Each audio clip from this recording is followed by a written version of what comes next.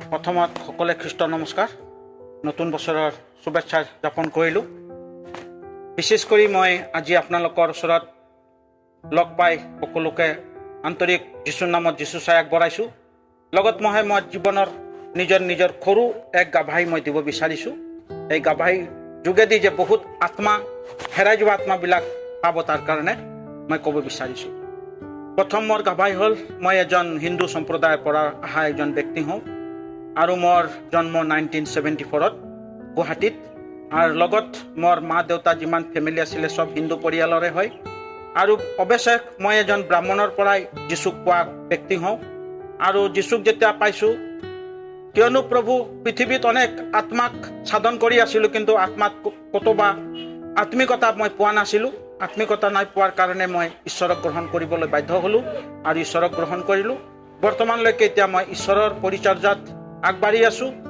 আৰু মোৰ জন্ম গুৱাহাটীত হ'ব পাৰে, কিন্তু মই বৃন্দাবনতে থাকি ফালে মই ভগৱানৰ সেৱা আৰাধনা কৰি আছিলোঁ।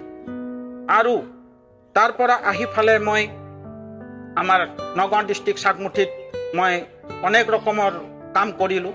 হিন্দু ধৰ্মৰ অনেক ৰকমৰ শাস্ত্ৰ পাঠ তাঠ কৰি মানুহবিলাকক বুজনি দিলোঁ। লাষ্টত মই যীশুক যিটো বাইবেল পালোঁ, কাৰণ ঈশ্বৰ জগতক ইমান প্ৰেম কৰিলে একমাত্ৰ সন্তানক দান কৰিলে, যোনে তাক বিশ্বাস কৰে নষ্ট নহয় কিন্তু অনন্ত জীৱন পায়। এই বাক্যৰ যোগেদি মন পৰিৱৰ্তন হ'ল আৰু মন পৰিৱৰ্তন কৰি এতিয়া বৰ্তমান মই ঈশ্বৰৰ কাৰ্যত লাগি আছোঁ।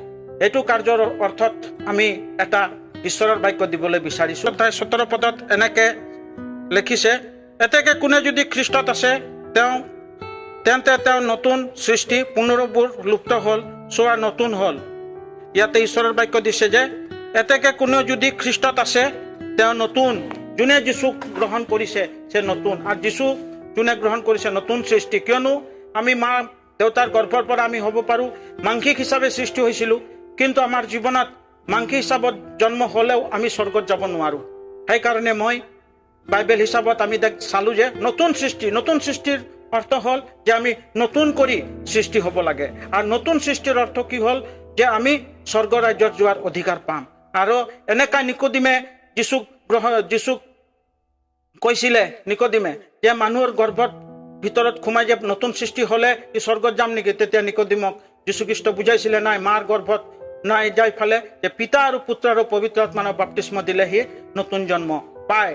আজি এই নতুন জন্মৰ কথা আজি ক'ব বিচাৰিছোঁ যে ময়ো এক সময়তে এই নতুন জন্ম পোৱাৰ কাৰণে বহুত ৰকমৰ মই বহুত শাস্ত্ৰ পঢ়িছিলোঁ নতুন জন্ম পোৱাৰ কাৰণে, কিন্তু নতুন জন্ম পোৱা নাছিলোঁ। নতুন জন্ম পোৱা নাছিলৰ কাৰণে নতুন সৃষ্টিৰ কথা যেতিয়া আমি জানিলোঁ বাইবেলৰ পৰা, আৰু এই নতুন জন্মৰ কথা আজি আমি আপোনালোকৰ ওচৰত প্ৰকাশ কৰিবলৈ ধৰিছোঁ। আজি এই নতুন জন্মটো হ'ল, আজি উঠি অহা ল'ৰা ছোৱালী যুৱক যুৱতী যিমান আছে, আজি নতুন সৃষ্টিৰ কথাটো জানিব লাগে।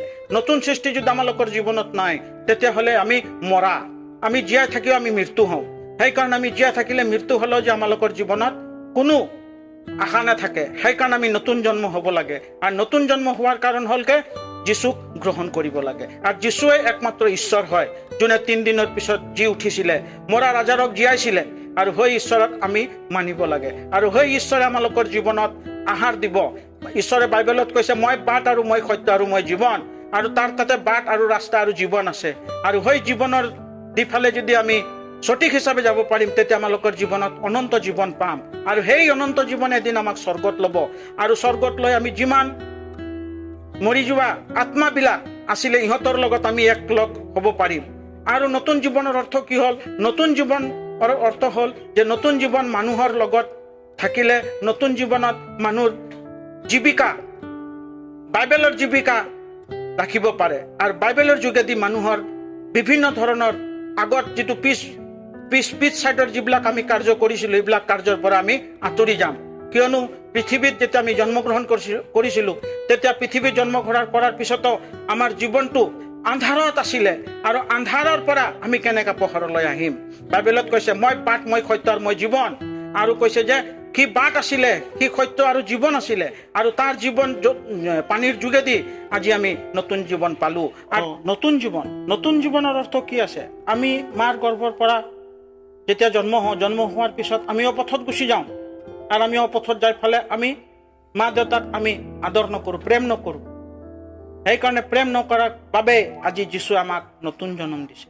আৰু হেৰাই যোৱা আত্মাবিলাক, যিবিলাক নতুন জন্ম পোৱা নাই, যিবিলাকে আজিৰ তাৰিখত নিজৰ জীৱনটোক শয়তানৰ হাতত দিছে, শয়তানৰ হাতত দি দিলে, সেই ব্যক্তিবিলাকৰ কাৰণে নতুন জীৱনৰ দৰকাৰ আছে। আৰু সেই নতুন জীৱন পালে সেই মানুহ এদিন পৰিৱৰ্তন হ'ব।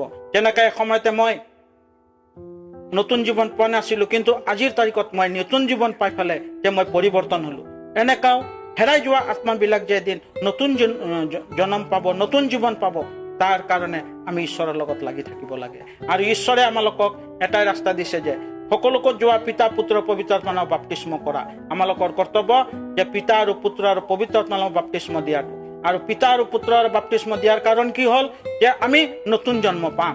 কিয়নো আমি পুৰণাবিলাক লুপ্ত হ'ল, তুমি নতুন সৃষ্টি হ'লা।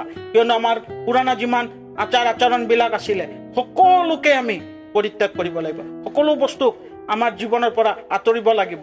এসময়ত মোৰ জীৱনত এসময়ত মই গাঁজা খাই আছিলোঁ, এসময়ত মই ভাং খাই আছিলোঁ, এসময়ত মই ড্ৰাগছ খাই আছিলোঁ। এইবিলাকৰ পৰা আজি আমি বঞ্চিত হৈ পেলাই আজি নতুন জন্ম পালোঁ। আৰু নতুন জন্মত আজি আমি ঈশ্বৰৰ লগত আলোচনা কৰিব পাৰিম, বাইবেলত জানিব পাৰিম যে নতুন জন্মৰ কথাটো। আৰু নতুন জন্ম এইটো হয় যে আমি নতুন জন্ম পালে আমাৰ বহুত দিশ ৰাস্তা মুকলি হৈ যায়। যিটো ৰাস্তা আমি শয়তানৰ হাতত আছিলোঁ, যিটো ৰাস্তাত আমি মৃত্যুত শুই আছিলোঁ, আজি মৃত্যুৰ পৰা আমি জাগি উঠিছোঁ আৰু মৃত্যুৰ পৰা আমাক জগাইছে। আৰু সেই মৃত্যুৱে এসময়ত আমাক লৈ যাব বিচাৰিছিলে, কিন্তু যেতিয়া নতুন জন্ম পালোঁ তেতিয়া আমি হয় মৃত্যুৰ পৰা জাগি উঠিলোঁ। আৰু সেই মৃত্যুৰ পৰা আমাক অনন্ত জীৱন দিলে। আজি যদি হয় নতুন জন্ম নাপালোঁ হয়, আজি আমি মৃত্যুত মৰি গ'লো হয়, কিন্তু ওই মৃত্যুহে আমাক সহায় কৰিলে আৰু ওই মৃত্যুক আমাক পৰিত্ৰাণ দিলে। আজি ওই মৃত্যুৰ পৰা আমি জি উঠিলোঁ। আজি সেই মৃত্যুৱে আমাক পৰা আঁতৰি গ'ল আৰু ঈশ্বৰৰ আত্মাই আমাৰ পৰিচালনা কৰিলে। আৰু স্বৰ্গৰ ৰাজ্যৰ দুৱাৰ আমাৰ কাৰণে মুকলি কৰা হ'ল। আৰু যীশু পৃথিৱীত আহিছিলে কিয়? স্বৰ্গৰ ৰাজ্য মুকলি কৰাৰ কাৰণে। কিয়নো নতুন জন্ম পোৱা ব্যক্তিবিলাক এদিন স্বৰ্গত যাব। ওই স্বৰ্গৰ ৰাস্তাটো, বাটটো দেখাবৰ কাৰণেহে ঈশ্বৰ পৃথিৱীত আহিছিলে। আজি সেই বাটটোত আমি চাই থাকোঁ, মানুহে অনেক ৰকমৰ মানুহবিলাক চিন্তাত থাকে যে মই স্বৰ্গত কেনেকৈ যাম, কিন্তু ঈশ্বৰে আমাক স্বৰ্গত যোৱাৰ কাৰণে ৰাস্তা মুকলি কৰি দিলে। Praise the lord. আৰু সেই ৰাস্তাই আমি যাবৰ কাৰণে আমাৰ না ধূপকাঠি মমবাতি একো নালাগে, অকল আমাৰ আত্মা আৰু প্ৰেম লাগে। আৰু প্ৰেমটোহে আমাক স্বৰ্গত লৈ যাব। আৰু সেই প্ৰেমে এদিন আমি স্বৰ্গ ৰাজ্যত যাব পাৰিম। আৰু নতুন জীৱনৰ কথা কি? আজি যে 2025 আমি যে ভৰি দিছোঁ, 2025 আমি 2024 যি ভুল কৰিলোঁ, সকলো ভুলবিলাক আমি স্বীকাৰ কৰি আমি যীশু শৰণাগত হ'ব লাগে। আৰু যীশুহে আমাক ৰাস্তা দেখাব।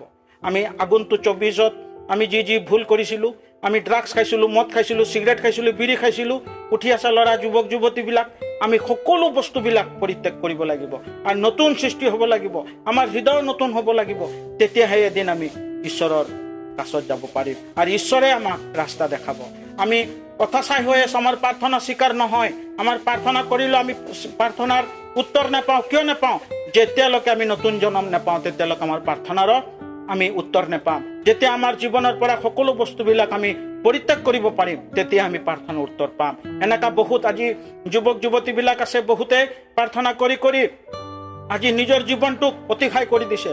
অনেক যুৱক যুৱতী আছে যে নতুন জীৱনৰ কাৰণে পোৱাৰ কাৰণে অনেক ৰকমৰ দুখ কষ্টৰ মাজতে কিছুমান ফাঁচি দি, কিছুমান সুইচাইড হৈ মৃত্যু হ'ল।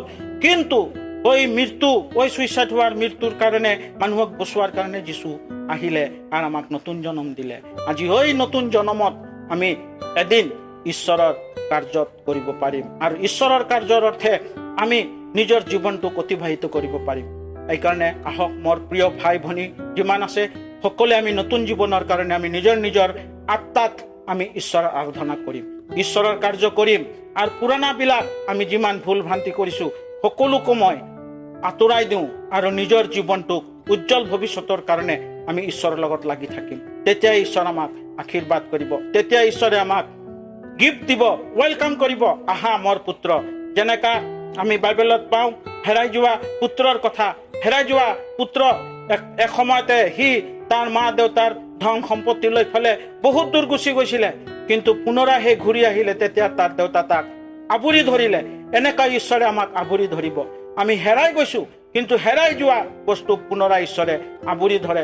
আমাৰ মা দেউতা ভাই ভনী আমাক এৰি দিব পাৰে, কিন্তু ঈশ্বৰ কেতিয়াও আমাক নেৰে আৰু ঈশ্বৰে কেতিয়াও আমাক এৰিব নোৱাৰিব। সেইকাৰণে আমি ঈশ্বৰৰ লগত লাগি থাকিম আৰু ঈশ্বৰে আমাক অনন্ত জীৱন দিব আৰু ঈশ্বৰে আমাক সহায় কৰিব।